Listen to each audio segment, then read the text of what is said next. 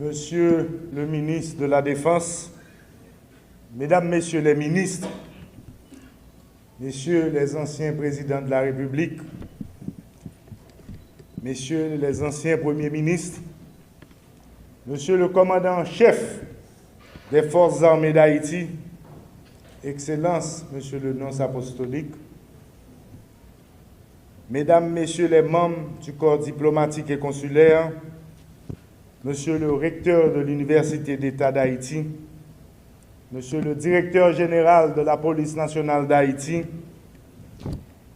Monsieur l'attaché militaire de l'ambassade américaine, Mesdames, Messieurs les officiers, sous-officiers et membres des Forces armées d'Haïti, distingués invités en leur rang, titre, grade et qualité, Mesdames, Messieurs de la presse, Mesdames, Messieurs,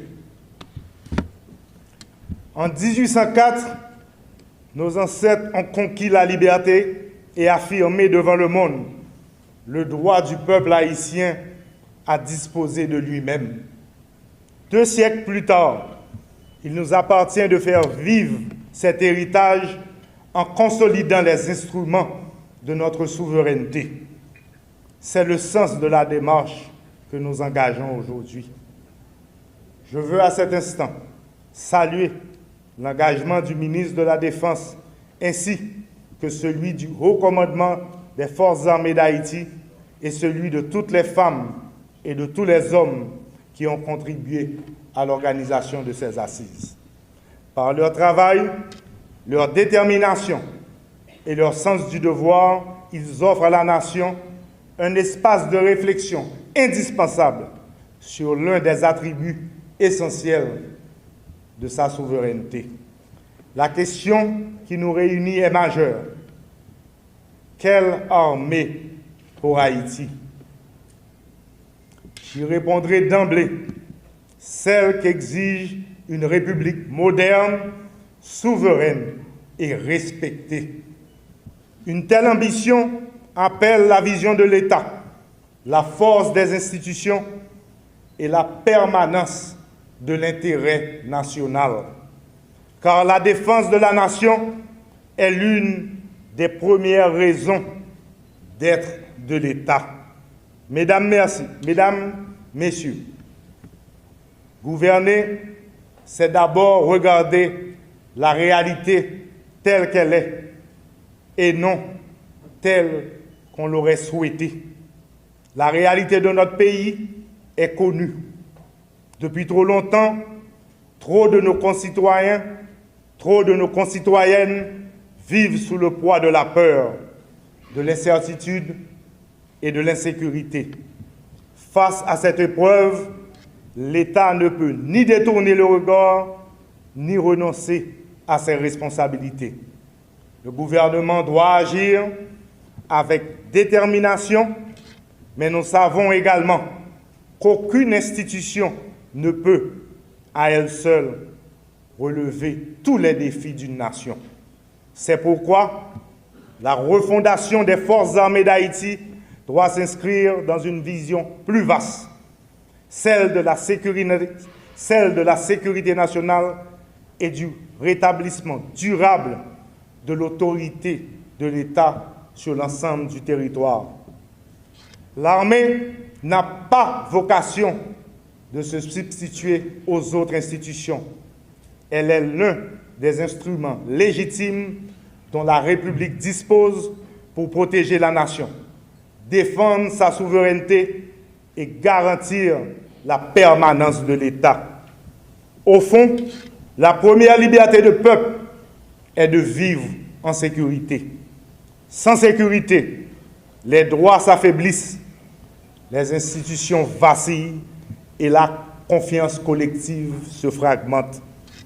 Restaurer cette sécurité est donc davantage qu'une nécessité opérationnelle.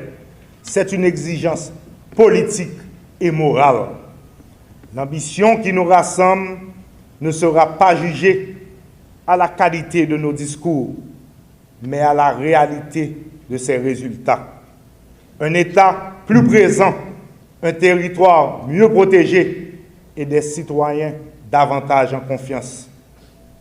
Mais au-delà des décisions qui émergeront de ces assises, je veux souligner une réalité tout aussi importante. Regardons-nous. Nous venons d'horizons différents. Nous portons parfois des convictions différentes. Nous n'avons pas toujours la même lecture du passé, ni la même attente du futur, de l'avenir. Pourtant, aujourd'hui, nous sommes réunis par quelque chose de plus grand que ce qui nous distingue, le service de la nation. Dans l'histoire des peuples, les grandes avancées commencent quand l'intérêt national prend le pas sur les intérêts particuliers. C'est cet esprit qui doit nous guider. Que ce rassemblement soit plus qu'un moment, qu'il soit un engagement collectif, car Haïti a besoin d'autorité, mais d'une autorité juste. Haïti a besoin d'institutions fortes, mais également de confiance. Haïti a besoin d'une vision nationale capable de rassembler les volontés autour d'un même dessein. La République est plus forte lorsque ses enfants se retrouvent sur l'essentiel. Et l'essentiel, aujourd'hui, c'est Haïti. La République d'Haïti est née de son armée. Aujourd'hui, sa sécurité, sa stabilité et son relèvement exigent la reconstruction d'une armée forte, moderne, professionnelle et républicaine. Face à la crise sécuritaire, nous avons fait un choix clair, renforcer les deux piliers de notre sécurité nationale, la police nationale d'Haïti et les forces armées d'Haïti. D'ici à la fin de l'année, plusieurs milliers de jeunes Haïtiens rejoindront les rangs des forces armées d'Haïti pour renforcer durablement notre capacité à défendre le territoire et protéger la nation.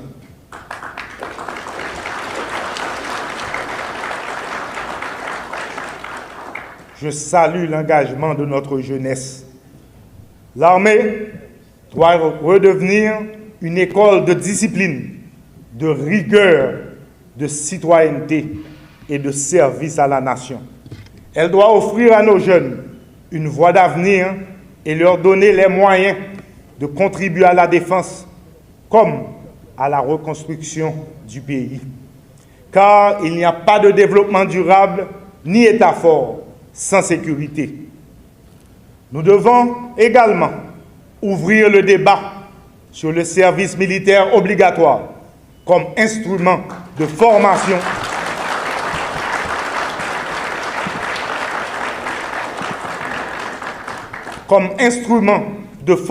civique, de discipline, de mobilisation de la jeunesse au service de l'intérêt national. Et cette armée doit être celle de toute la nation. Aux femmes comme aux hommes doit revenir leur place dans la défense de la République. Nous ne reconstruirons pas l'armée du passé récent. Nous bâtirons l'armée de l'avenir.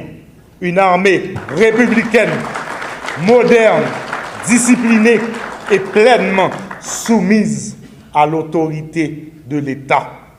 Une armée qui protège le territoire, sert la population et contribue au relèvement national.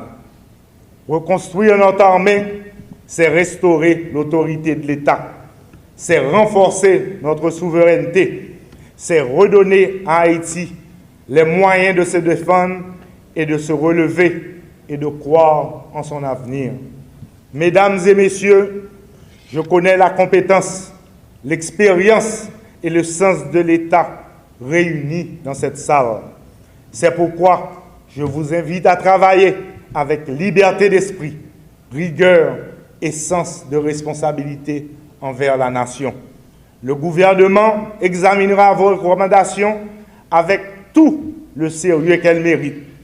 Elles ne sont pas destinées à enrichir nos archives, mais à éclairer nos décisions et contribuer à une politique de défense à la hauteur des défis du pays.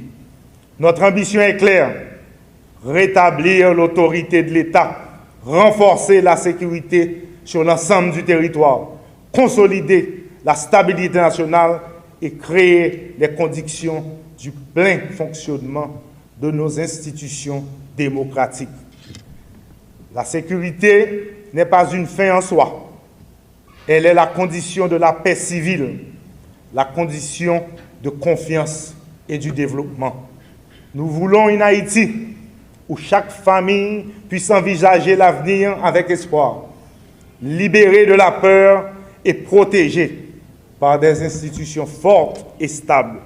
Nous voulons également une Haïti où le peuple exerce pleinement sa souveraineté à travers des élections libres, crédibles et démocratiques.